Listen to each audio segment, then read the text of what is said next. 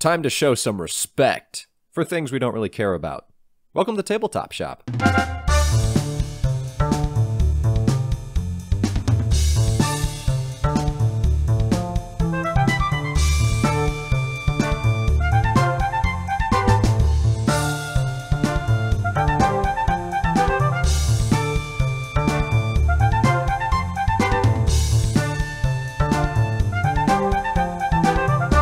Hello and welcome back to the Tabletop Shop podcast. You know how it hurts when someone says they're not angry, they're just disappointed? Well, that's kind of how we feel about these games today. I'm one of your co-hosts, Nate Clark, and as always, seated across the country from me is your other co-host, Mr. Cody Pennington. Nate, always a pleasure. Happy to be here. When was the last time somebody said that to you? Like, I feel like that's a stereotypical, like, I'm not mad, I'm just disappointed. But I don't even know if it actually has happened that often to me in my life. I don't know Not if that I'm, that's bragging, ever but... happened to me, Nate, because I never Oh, disappoint all right, well... people. I just anger people. I'm not disappointed. I'm just mad. I am furious. You just make me angry, Cody. You just walk around making people angry. Nate, have I ever disappointed you, or have I just angered you? Your taste in games disappoints me sometimes. Okay, I guess. all right. Never makes me mad. Well, I'm still trying. There's still a chance for that someday. We'll see. Okay, how about this, Cody? You have to play. Here's the setup for my question. You have to play for an entire year, one game a day. Okay? Yeah. For an entire year, you have to do this. Now, here's your two options. Either... Oh, okay. I don't get to pick? You do get to pick. I'm giving you two options. Oh, well, okay, whatever. You can either cycle through your current top 3 games of all time. Yep. So meaning like you play 1, 2, 3, and then back to 1, 2, 3, back to 1, throughout the entire year. Whew. Or all right. Or you cycle through every single game in your collection. Oh. What are you doing? Definitely every single game. Okay, but here's the thing. Do you you'd have to relearn some of these games. I know you don't like every game. You probably have 70 games in your collection? Oh, in my collection. Okay. I was thinking top 100. I mean, that's still not far off, I guess. Yeah, like 60 something games right now, I think. Okay. So that's the definite pick because you got to you probably have to relearn half of them. There's probably 20 of them that you actually don't really like anymore. Yeah. You know what I'm saying? I don't know, but my top 3 right now are basically Scythe, Nucleum, and Brass. And just playing one of those every day. That'd be rough, dude. That would be brutal. The side days would be easy, especially if I could just do a digital version. That'd be out in 10 minutes. That'd be like an off day. Yeah, playing side. But yeah, I'd probably still have to go with just every game in the collection because you got to have that variety, man, and I'll at least have a respite because probably half of the games are lightweight, so I can actually still get a rest most of the time. Yeah. How about you? What would you do with this?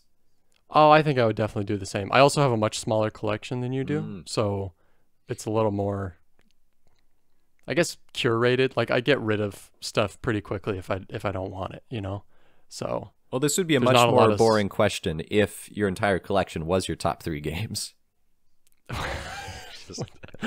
I'm not sure question is the category it would fall into. Well, yeah. Nate, it's a beautiful day outside. I just want you to know that. It's raining. I can see some nice red trees. They're not naturally red. I mean, they become naturally red. They're normally green, red. But it's fall time, so it's nice. And I just want to say that makes me happy because I have been very annoyed with the hot weather. I think it was just 3 weeks ago, still in October, we had a 90-something degree day here. And I was like, this is dumb. Those are the kind of days you just stay inside. You're you refuse to accept that as reality. You're just no, sorry. No, it's just not July anymore. It's not real. So. I'm gonna turn the AC down to 34 degrees. It's gonna be freezing. As you do in October. Yeah. Hey, wait, Nate, I know we don't what do you know? I know we don't normally do this, but are there any games you want to talk about that you played recently? Because I do actually have one I wanted to mention. Yeah, I have one to mention. All right. Okay. This is one I did not expect great things from. It was a very dull looking game, and I had never heard of it before either, even though it's ranked relatively high. This is La Granja, which is a kind of a weird game. It's got multi-use cards in it in which you tuck into a player board to either like produce goods or to give you special powers or to give you like orders to fulfill. So you have like a hand of cards, you'll like tuck one or two of them, and then you go to like the next phase where there's like dice drafting. It kind of goes through multiple very different phases. You've got like dice drafting, and then you've got some, I guess, contract fulfillment kind of. It's just kind of got like a bunch of little mini mechanisms thrown into it that are very much like in a very linear fashion. It's like, all right, during each round, you go through all these mini mechanisms one at a time, like as a whole group. But it's essentially you're collecting goods, sometimes upgrading goods into different ones to either fulfill contracts from cards that you've tucked into your board or to fill up markets that are on the central board. And all of this gives you points. Some of it's going to give you little income bonuses for each round. Some of it gives you little special abilities. There's also like a little bit of, whenever you fulfill a market card, like one that's on your board, you put a little token out on a main board area that kind of has some, it's not area control, but it's like there's ways to bump other players' tokens off, and it scores you more points. So it feels kind of point salad-y. But it's essentially mostly contract fulfillment, I guess, and hand management a little bit. But then there's like random, like it's just like, oh, here's the dice drafting phase also over here, which is just consolidated into this one little phase. It doesn't really have anything to do with the other parts of the game. So it's a very like fractured game in that way. But I was surprised how much I liked it. I mean, it's very ugly. I will say that. It's like first edition Castles of Burgundy level ugly. Very much on par with that. There is like a deluxe master set, but it's out of print and also ridiculously expensive. But yeah, I was pleasantly surprised by that. Hadn't heard of it before, and looking forward to playing it more. Played it a few times on BGA also.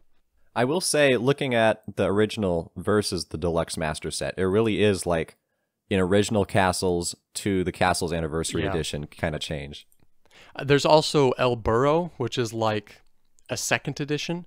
That one just came out like last year, I think, which has a lot of similar mechanisms, but they've kind of changed it up. So it's really a reworking of the same system. Dang. And it also looks pretty good. 4.12 weight, though. That's some heaviness.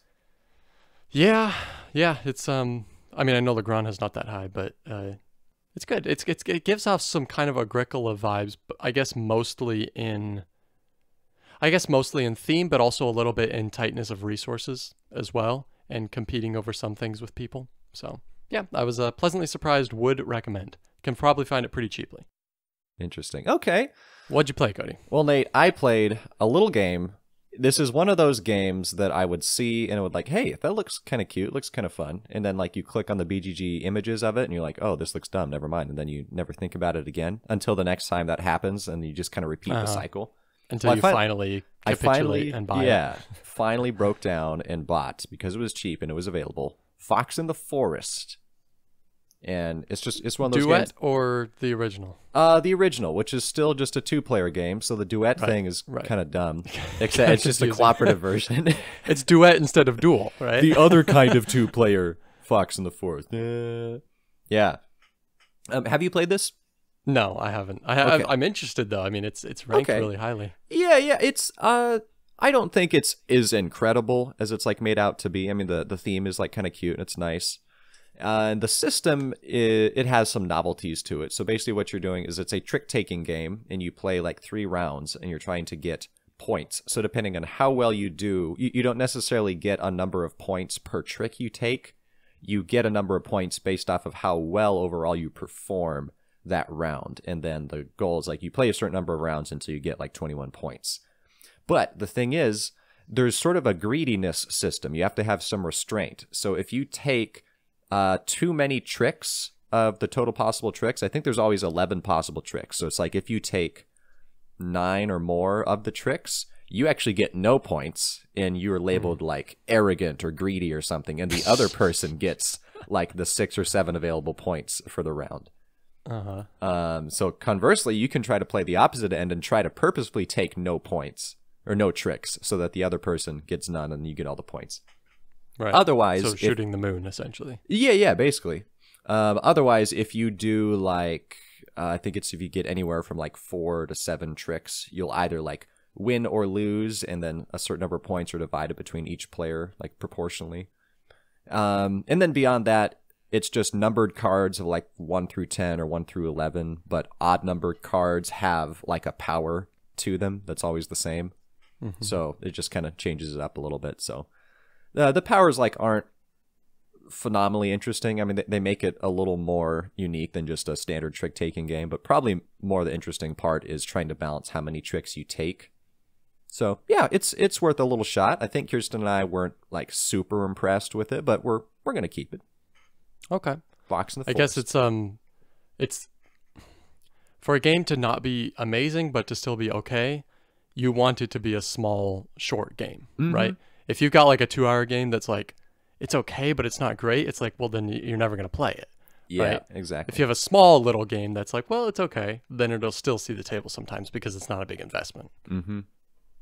Yeah, and it's fun being able to just pull out a new little game like that. Like, I've had this idea for a while that I may do at some point, where like on Game Nerds or maybe like Boardlandia, there's a whole bunch of these games that either are kind of obscure or maybe you've seen them before as like some sort of party game or 2-player game, and they're all like $10 or $15. Sometime instead of like buying one $40 or $50 game, I want to just add like 6 or 7 of those to the cart and then just try them all out. Could be kind of fun. I was listening to somebody talk about games from Essen, and there's a Friedman Freeze game that just came out called Fission, which sounds pretty interesting. Essentially, it's trick taking, but what is it? I think it's whenever you lose a trick, you get to draw from a different stack of cards that are like have special powers and are like way cooler, as opposed to like the normal deck of cards, which is just like a few suits and some numbers. So like the person who wins gets the trick, they get points, they do whatever they get to do. But like the people who lose get to draw a card from the special deck that makes them more powerful, kind of, right? And add it to their hand. So I thought that was kind of cool. Is this like a more interesting version of Go Fish? No, it's a trick-taking game. Okay. I mean, Go Fish could be sort of a trick-taking game, right? You're taking tricks with your voice. What are you even talking about, Cody? I don't know, it's man. a memory and guessing game. You're taking tricks with your voice. I was just hoping that Friedman Freeze like wanted to make a dumb game more interesting, and then he called it fishing. But I guess not. Sorry. I guess not. Let's get on to our game of the week, Cody. Okay, sounds good. Hit that music.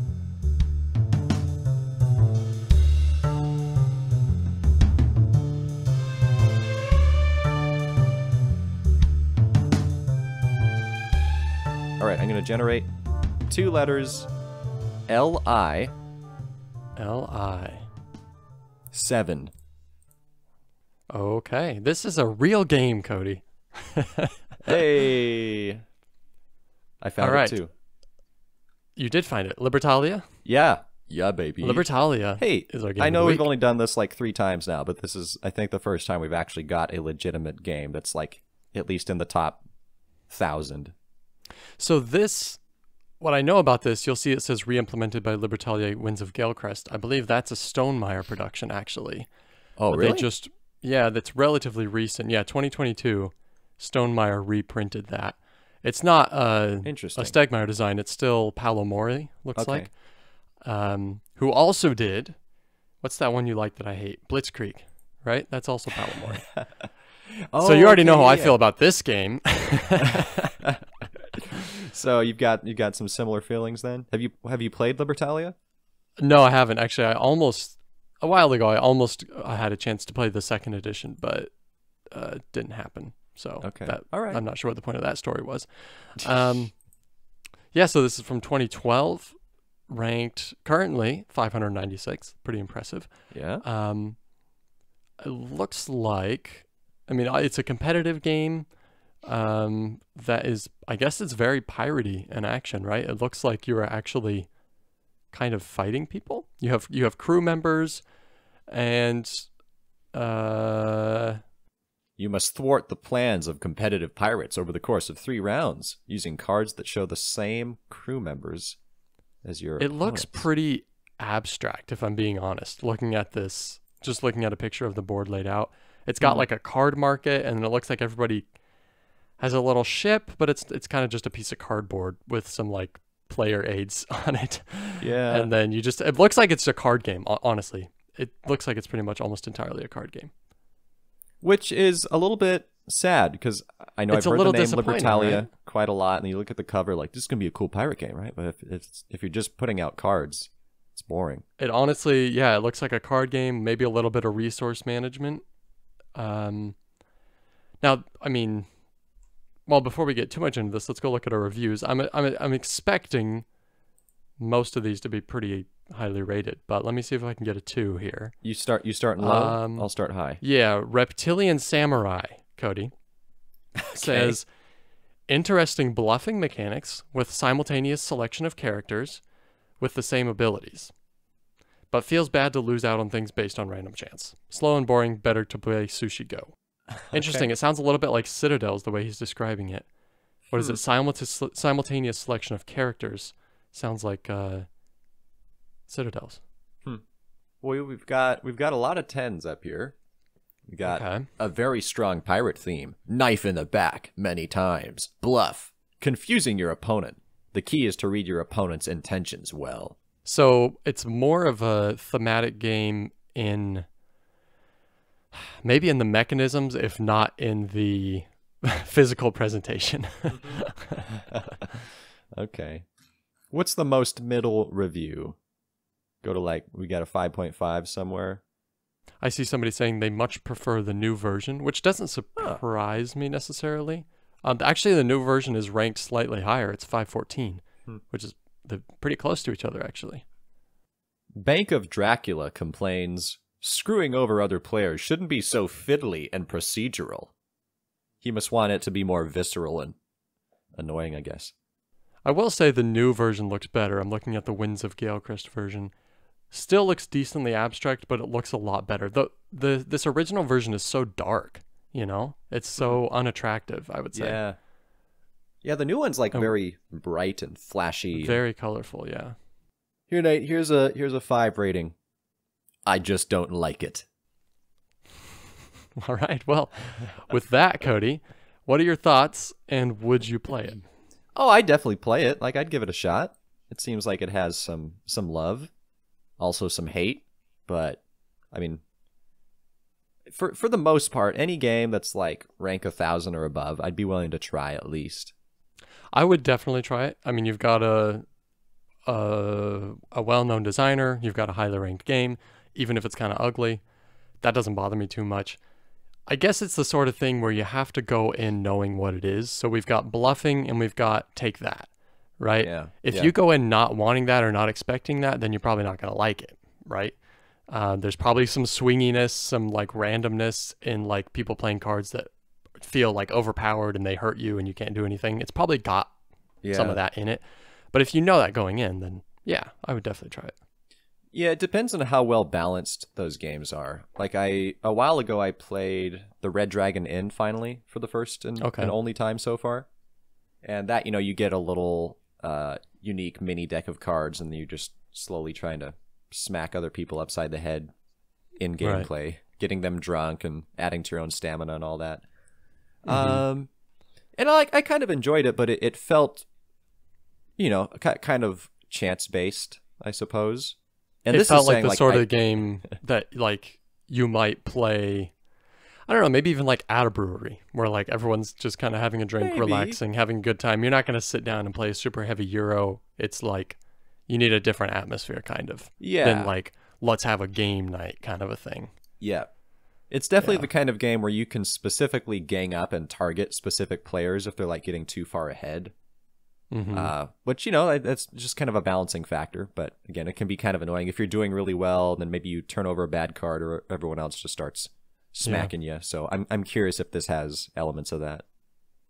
Well, this isn't the Red Dragon Inn podcast, Cody. This is the Libertalia podcast, and we both determined that looks kind of bad, but we would definitely try it.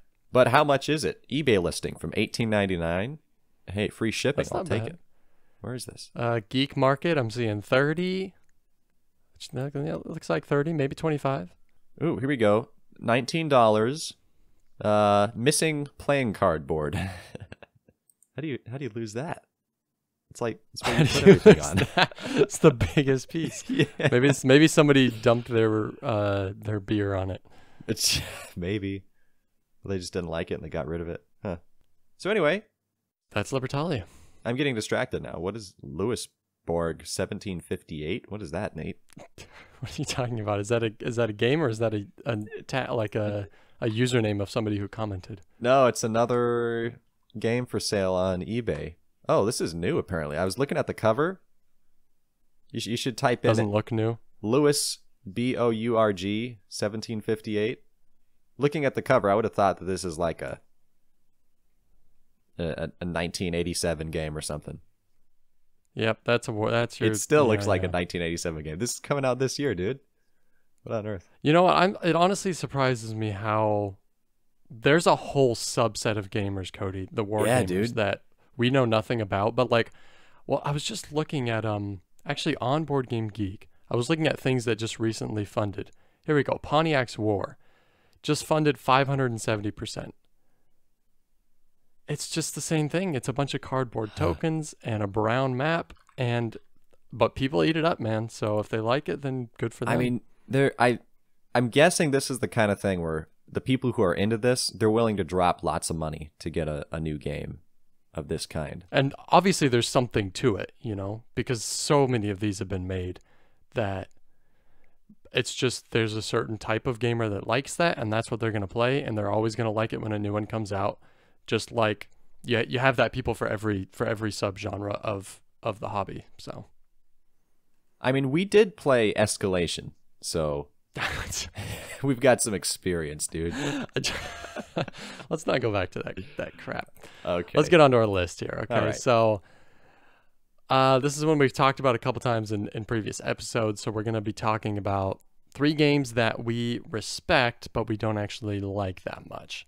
This is something that has come up pretty often, whether it's, on the top 25 list or just whenever one of us is talking about a game we love and the other person's like, nope, It just kind of comes up a lot. So essentially, it's something where you say, okay, the design is as objectively good as something can be, maybe, right?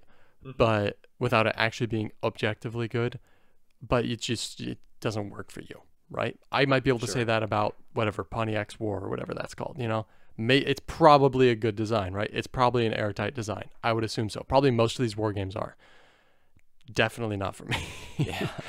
Right? So. Although we should sit down and try one sometime. See how it goes. It's probably going to be like a 5-hour experience, but I'm just going to say no right now. I'm genuinely not interested. Okay. Well, how did you organize your list? I kind of went through my collection on Board Game Geek, sorted by whatever was like ranked the highest, not how I had rated stuff, but whatever was ranked the highest and stuff I've played. Just started going through and picking out things I don't like, but I think are good designs. I got like 8 picks or 9 picks, and then I just picked the 3 that I kind of felt were the best designs out of all of those. And then I sorted them alphabetically because I didn't want to get too crazy with sorting them. So I actually just sorted the top 3 alphabetically. They're all pretty much on par with each other, in my opinion. All right. Well, basically, I organized them by the greatest disparity between how much I respect them and how much I dislike playing them. So, like, the number one game, there's the biggest gap between my respect and my enjoyment of the game. That makes sense. Mm-hmm. Yeah. I included a runner-up here. I don't know if you did the same, but I thought I'd just throw an honorable mention that did not make the top 3. But only if we're ready to get started. We're ready to get started. You can go ahead with your honorable mention, and I'll start off the list. All right. So this would essentially be my number 4. I'm throwing Tiny Epic Galaxies up in here. And this is a game that I owned for not a super long amount of time, but I owned for a little bit.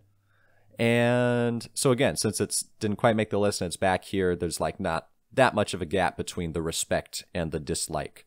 So I didn't exactly dislike the game, but I just didn't like enjoy it enough to really keep it. But I do appreciate that it's an interesting little game smashed into a tiny little box.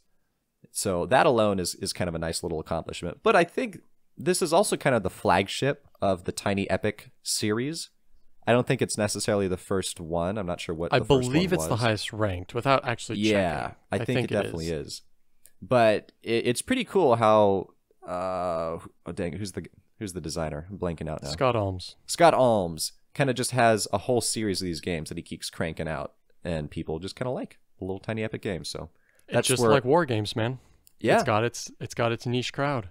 Yep, and you take them. And, you know, there's just a novelty of having a game that fits like almost in the palm of your hand that you can pull out, but have a larger experience than you think. So because of that, I respect Tiny Epic Galaxies and the series it sort of produced. Definitely a good pick. Definitely a good design. I think I like the game. And I think I like the game. I just don't remember anything about it. You know? Okay. So for that reason, I didn't even consider it for the list because it's like, well, I think I enjoyed it. I remember enjoying it. Only played it once, and it was like 4 years ago. Sure. I don't really know. the ultimate tiny edition. There's like a really small pocket edition of this. What's even? I just no. Stop it, Scott. It's even smaller, dude. All right, my number 3 was kind of the poster child for this list for me. It is the pick for this list for me, essentially. Why is it not your number 1 then? Come on, dude. Because it's alphabetical, man. Oh, okay, yeah, so, makes sense. But it's actually reverse alphabetical because this one's the lowest. Still starts with a B, though. So my top 3 are all within the first 2 letters of the alphabet. All right, interesting. So that gives you some room to guess there. This is Brass. All right. This was this was an obvious pick for me for this list. This is like what this list is based on, essentially, is this game. Because it's the sort of game I've played it at least 2, maybe 3 times. And I see everything that's there. It's impressive. It's pretty fantastic, honestly. The networking is very, what did I say in that one episode? Nebulous, I think. But nebulous networking. Oh yeah. Nebulous networking. But it really works. It's very thinky.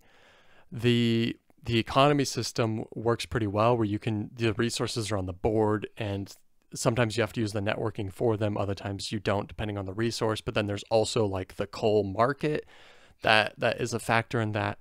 And then there's the insanity that is the player board and all the like metagaming that can happen with what buildings you build and then which ones you kind of skip over and which ones actually you build. It's all I highly respect it. It's a fantastic design. I respect what Martin Wallace did. But of all the times I've played it, I've never walked away really wanting to play it again, I feel like. So makes me sad because Brass is in my top 3 games and it is excellent. But you're actually going to be playing it every 3rd day for the rest of the I know. For like the upcoming year. So. Actually, no, I committed to doing within the top or all the games every in my collection. 70th day. Yeah. Which probably is more frequent than I play it right now, so it's not a bad situation. Yeah. All right. Well, my number 3, here's the thing. My number 2 is probably the one that is the reason this list exists for me. Why is it not your number 1, Cody? Well, because of the disparity between the respect and the dislike, Nate. Okay. That belongs to the number 1 spot. Neither of which is the number 3, which is a game that I bought and I was excited about, and then I was kind of disappointed by, and then annoyed by, and then I sold to you. Ark Nova. Oh yeah. Huh. Ark Nova. I'm still willing to play this game, like give it another shot. I played it at least twice, maybe 3 times.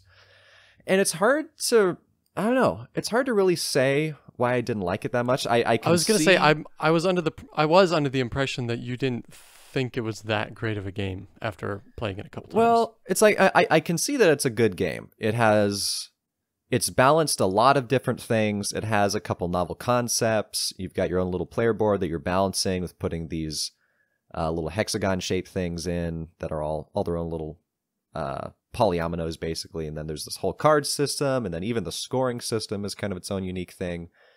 But just how it all comes together, I mean, part of it maybe is just the theme. Like if this was more of a, I don't know, fantasy or space theme or something like that, it might be more compelling to me. It's kind of the artwork and the overall aesthetic of it also isn't that appealing. It's got a lot of sort of dim pastel colors. So I don't know. A part of it probably is just mechanically how it all comes together. It's not mega appealing to me, but I can recognize that it's a good game. Part of my dislike also comes from the fact that it's number 4. And I know I always say this, but I'm like, this should not be number 4 in the geek. Yeah, it's dumb. That really bothers you, doesn't it? It does. But I don't have control over that. Same as The Crew.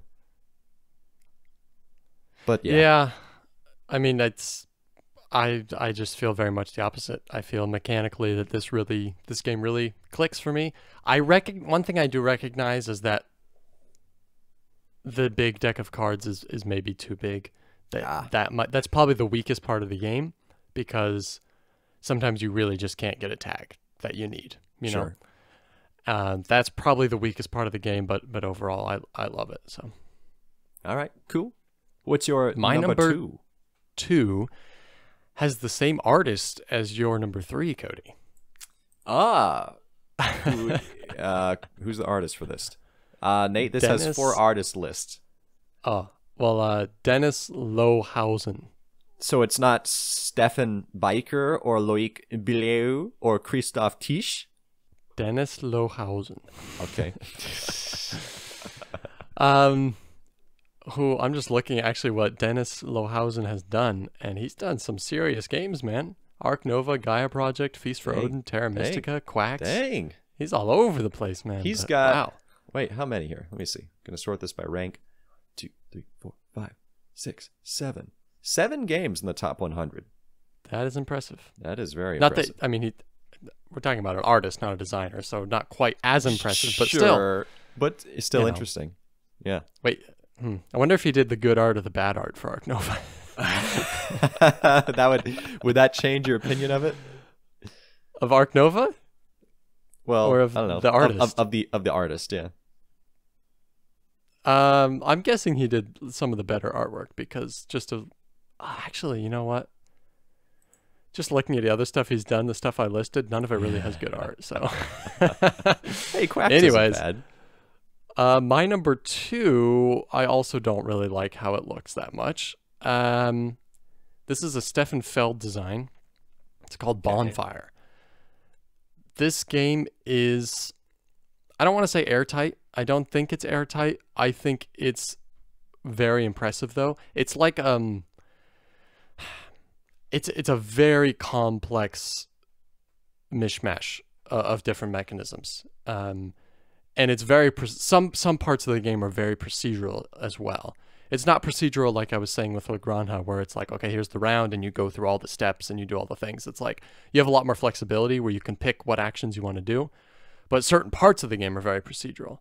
But essentially it's got this action selection mechanism where you have these little like dominoes with 3 different symbols on them, and you've got a bunch of them that have like, those are essentially the different actions, and you're placing them on your board in a little like polyomino grid, and then you're trying to connect symbols of the same type, so that's how many times you can do the action, right? So you're trying to be efficient with how you place stuff to make your actions more powerful.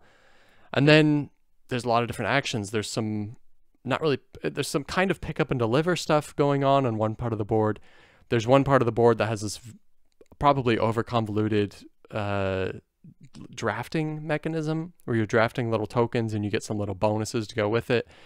But essentially, kind of the brunt of the game, I would say, happens on your player board, where you have to like prepare these little bonfire spots on your board, but you have to do them in the right order. And to do this, you need like a little portal tile of a certain type, and you need like this little pathway token that has like, and then you can light the bonfire. It's almost like Grand Austria Hotel, where it's like, here's to do this certain thing in the game, you have to follow these steps and do them in this order.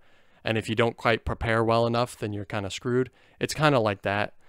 But essentially, you're kind of trying to light these bonfires, and It's confusing, man. It's hard to explain. And I'm even doing this looking at a picture of the game.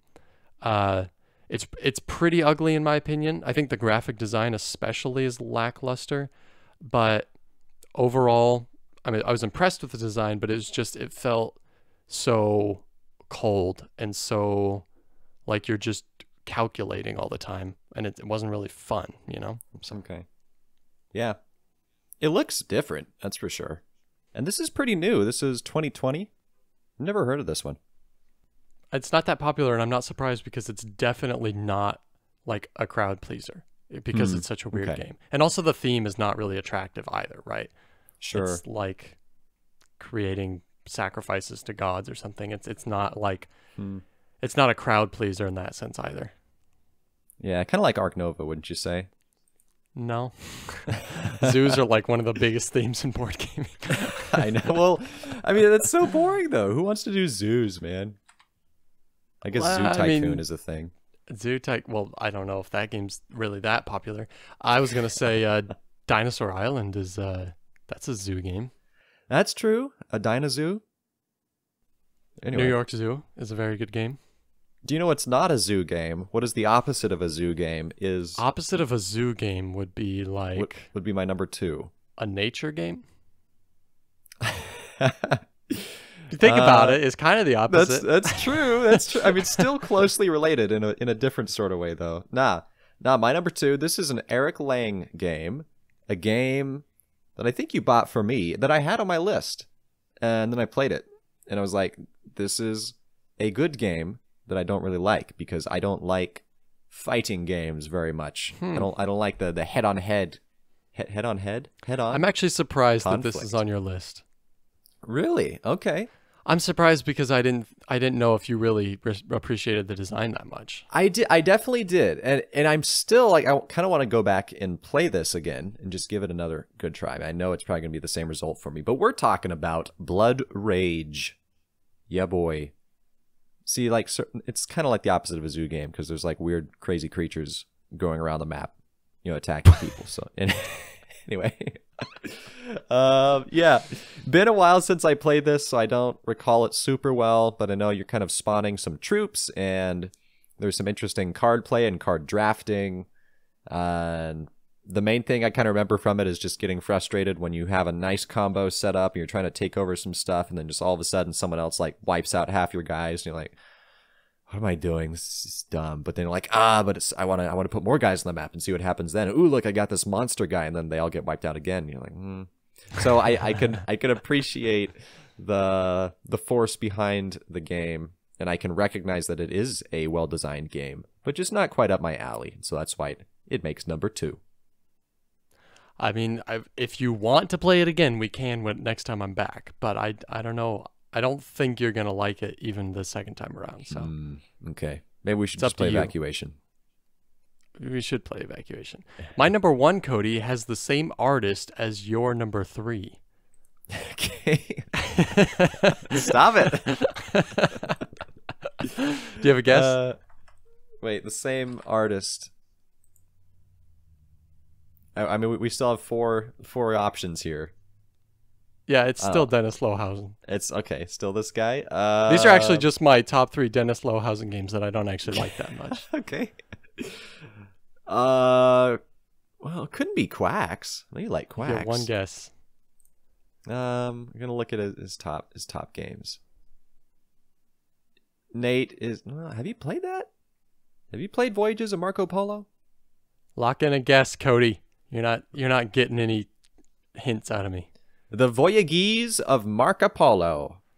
I would actually love to play that. I haven't played it yet. Okay, dang it. What have you played then? I would really like to play it. Feast for Odin, man. Okay, I was thinking about that one, but I thought you hadn't played it. I guess not. When did you play this? I have played it. Probably a good 6-7 months ago. It's been a while. Oh, okay. So recent-ish. Recent-ish. This is. I'll just come right out and say it. I'm not ashamed to say it. This game was too much for me. It was just too much for me. There was too much. Not necessarily too much going on, but it is so sandboxy that it was like. I felt kind of aimless, and it's the sort of thing where it's like you can't do everything. Some things you won't do at all.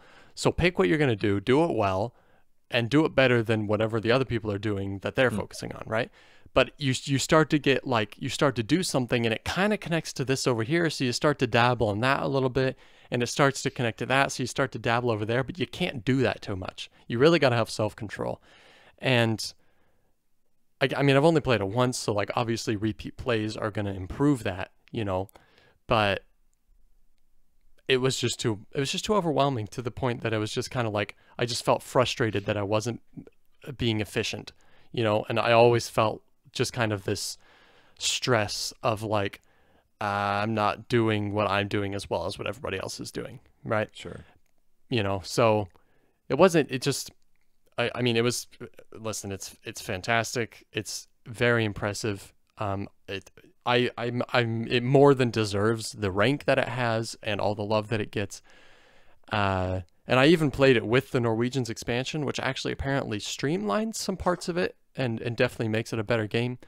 So I'm glad I played with that, but yeah, I don't know. It's just something that I'm not excited to come back to, and I'm happy for the people that like it, and I want this game to continue to be successful and to be a staple in the board game community forever, and I think it will be.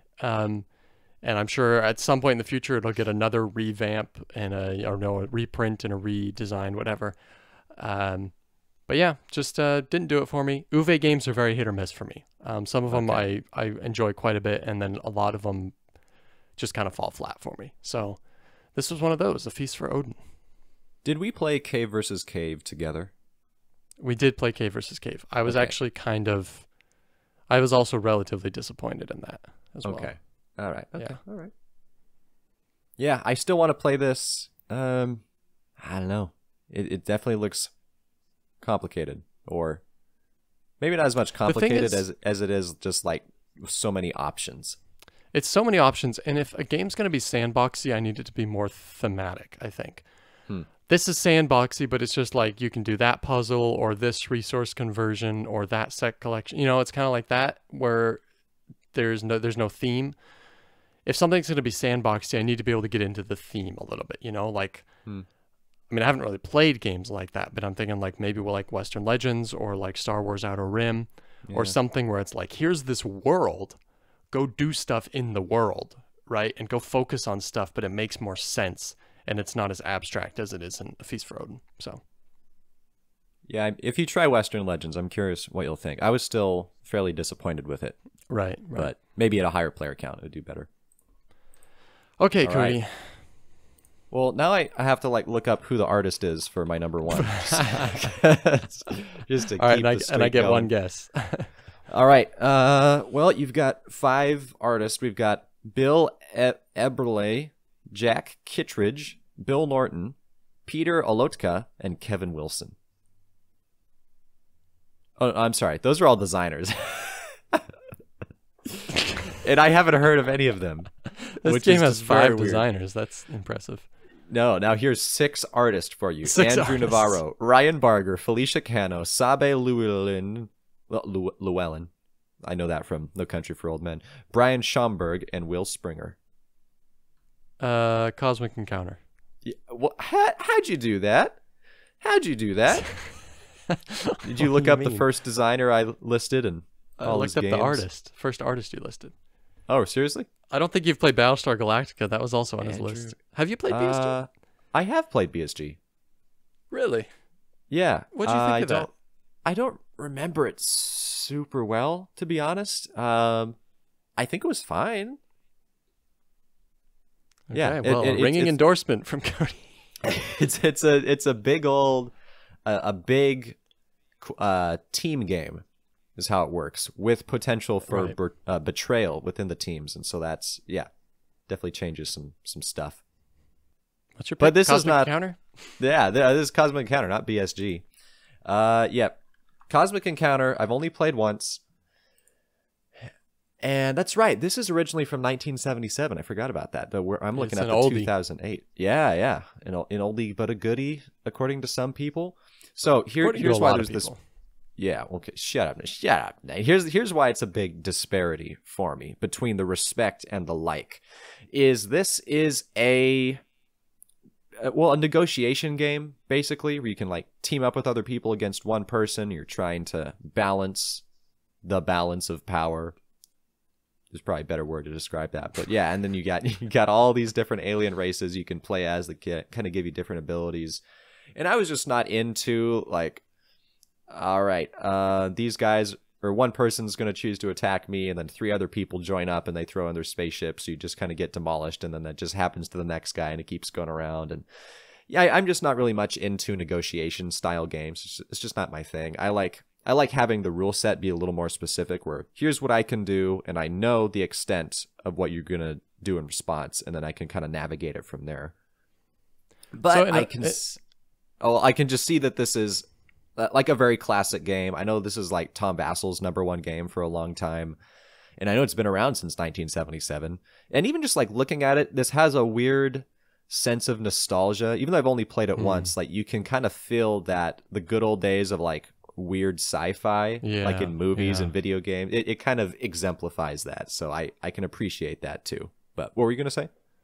This has a very similar rationale as your number 2, Blood Rage. I feel like it's here's the confines of the game, but then there's kind of always this wild card. You don't know what other people are going to do, and it can be very disrupting to what you're trying to do. That seems to be something that you definitely don't appreciate.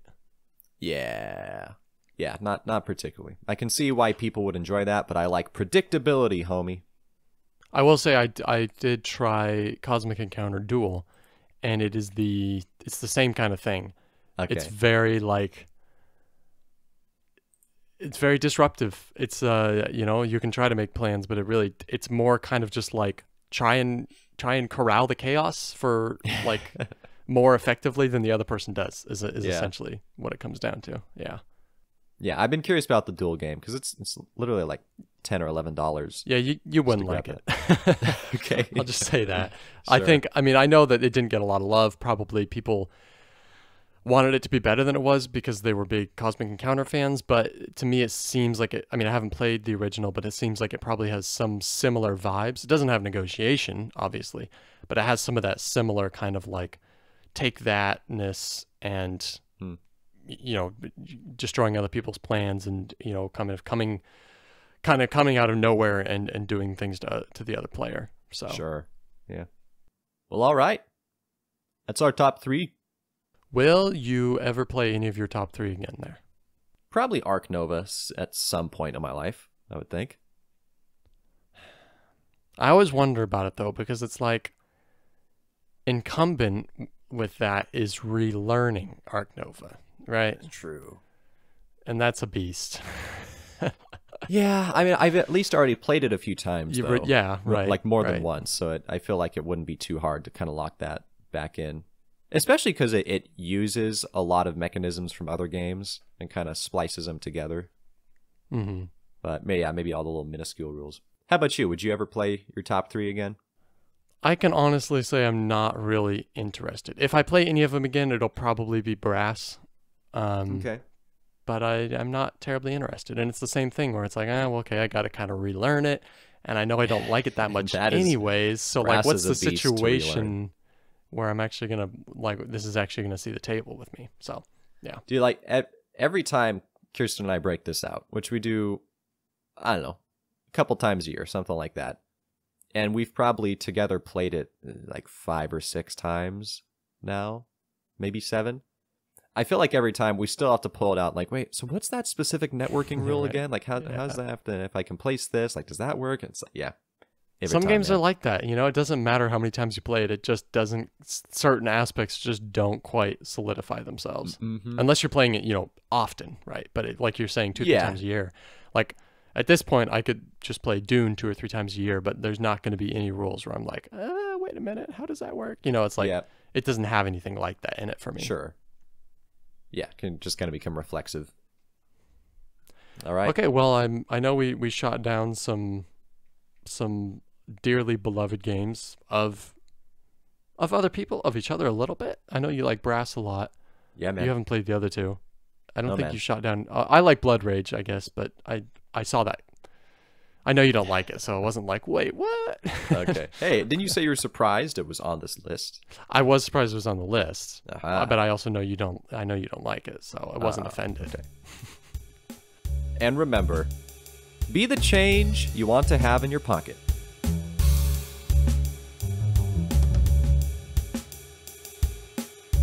Do you dip cigars in whiskey? Some people dip cigars in whiskey to add flavor or rehydrate them, but others say it's not recommended. I'm guessing that's before they light them, not after. Dipping a cigar in alcohol can make it mushy in your mouth. Yeah, I don't know, dude. I've seen it on the movies, in the movie places where they do that sometimes. I haven't. Is this our outro? Like, comment, subscribe.